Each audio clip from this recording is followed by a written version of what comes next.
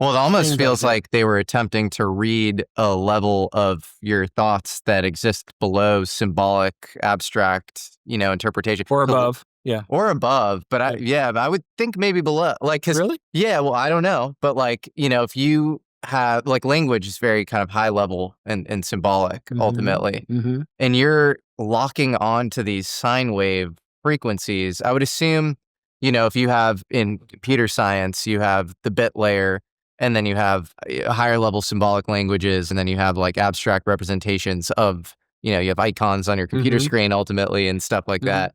Um, I would think that language is more like the icons in your computer screens on your computer screens, and then there's probably some lower level of thought, like some mimetic thing of thinking of forms and shapes and that sort of thing. And this is like another way to transmit Yeah. that.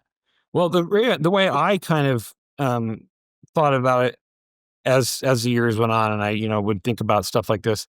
Um, in ELANT, we had a carrier wave, Mm, which was the power of the transmission, but then it was encoded. Encoded isn't the word, but I'll use that. Encoded. The information is encoded on that power wave. mm, So the the our ability to communicate, talk, and think, that's a power wave. And then I put the IC ability as a different way to encode information on that power wave. mm, And but it's still the power that's emanating from our being. We're alive and we have power. We have energy emanating from us, and we are the carrier wave, but the encoding of information is done through our vocal cords and through our eyes and through our mind.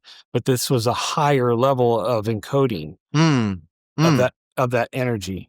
Interesting. That's kind of how I've thought about it over the I feel years. like we're saying the same thing, Yeah, probably. but you're told that you need to be taking pills every day you're doing this? Yep. It's 2 pills, is that Yeah. right? And initially it was 2 pills in the school. Um, What do they taste like? um, they didn't have any taste. Did you ask, "Hey, Oh, why do I have to I take did these pills?" ask. I did ask, and as usual, it was like, well, that's just what we have to do. So Okay. I wasn't told why. And it wasn't like it wasn't it wasn't a one for one type of situation too, because sometimes I would forget to take it. There were a few days when I would come back and go, oh man, I didn't take that. I forgot to take those. Um, and I've at later on, I think it was one pill that I had to take later on.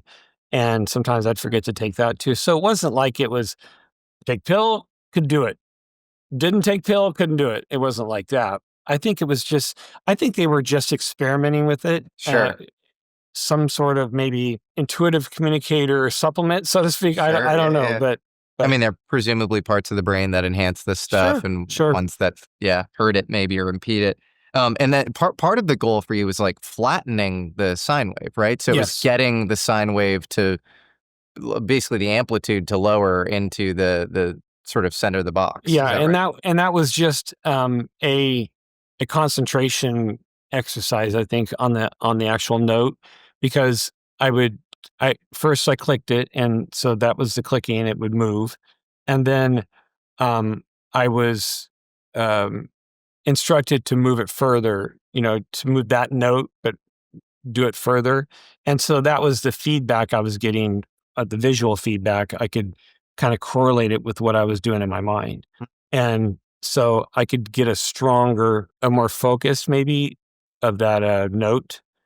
And I only say note because at some point the note went away and I just did that box. Hmm. But um, So that's it, it. Like the note was almost priming you for a yeah, particular box yeah. And then I didn't need the note. It was just that box was in my mind. because you had the internal humming going Yeah, on yeah. of that Well, note. and again, that was only to unlock that feature or whatever you want to call it, because the note went away, and even my humming, I didn't That have, went away too. yeah, I didn't have to do any of that. Interesting. Yeah, it was And once just, you were locked in with the particular box, you yeah, were good. yeah, yeah, yeah. And then the flattening was an intensity type of situation where you could And I don't think that had anything to do with the actual communications itself.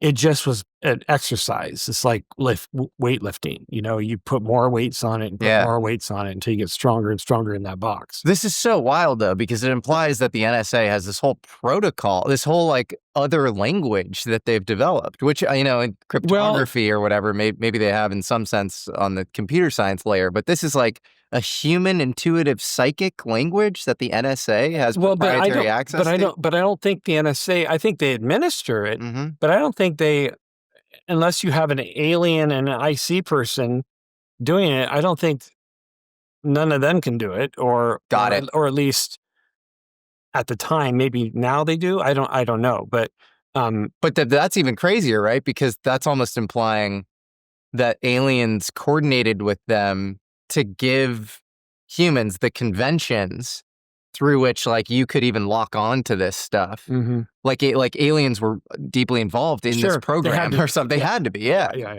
Or it's either that or they have this this like insane sort of psychic conventional language that they've created, like the NSA. I mean, it's one or the other. I don't know because I think it's a biological thing. So anything biological would have to, I guess it could be engineered at some point, with the technology that we have today. Sure. It could be engineered. Neuralink has a patent on psychic on telepathic communications, but that's like now, right? We're like looking into that. And I do believe the narrative that things have existed in the black, and then they sometimes are exfiltrated or they're like cover private companies that are actually far behind what's in the black. That's fine, but and there's an actual aspect of that in the story too, with the white van. But that's right. I guess we'll get over that. Well, why don't we now? So you're taken to this facility in this kind of nondescript blue van, and then you see a second. I saw headlights one time, or lights in the building that were not there typically. And so I was like, what's going on? So I looked over to the left and I could see lights shining on the wall that was in front of the blue van, but over a little bit further over on the other side of the van. So I was obviously curious. And so I didn't want to go into the front of the van because as a driver, for some reason, this driver had this mythical monster imagery in my head because I could never talk to him. I never knew who it was. So I didn't want to get in his bad side. So I went to the back of the van and I looked around and I saw the bumper of a white van. It was a white van on the other side of the blue van. And that's what had the headlights on. And as soon as I got back there, he honked his horn. The blue van honked his horn. I was like, oh, okay, never mind. I'm going to my door. Thank you. Don't eat me or do whatever you're going to do. And so I saw that white van. And later on, I don't know how much later, days maybe, I was taking an exit to get to the hotel in Maryland there. And I was turning right and I saw a white van turning left at that exit. And I thought there's no possible way this could be the same van. But it's in the area and, who knows, right? So but then I remembered, actually when I saw the van, I remembered it. Not only then, but I remembered it when I saw the van. I was like, that has a dent. It was an identifying feature. And so I looked at it. I looked at the white van that I saw at the exit, and sure enough, it had that same exact dent. So I was like, what do I do? What do I do? I had to follow it. I mean, there's just no possible way. I was too curious. So I kind of nudged it over. I put my sync blinker on and I nudged over to follow that van. And it went to a company called... We just launched what I think is maybe the coolest merch line in the world. When you're wearing it, it's not like you're shilling me or the channel. They're just really epic and I think they look good. We have a couple of amazing designs for you. We have our cowboy UFO tee. Pretty epic. You see there's a rancher. He's witnessing a UFO. A little cow is getting abducted by the UFO in the background. And then you know that I love mid-century history, specifically spooky science, atomic era stuff. And so we have our atomic age tee here. pretty cool vibe.